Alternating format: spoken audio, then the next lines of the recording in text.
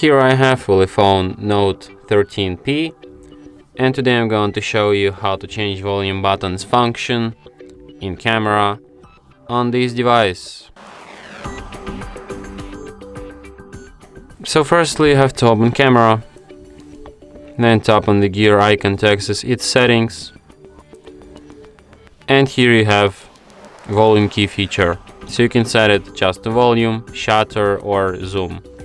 So let's check how zoom works.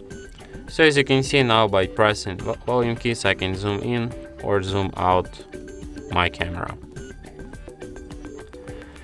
Pretty nice. And that's it. Thanks for watching. If you find this tutorial useful, don't forget to hit that like button and subscribe to our channel.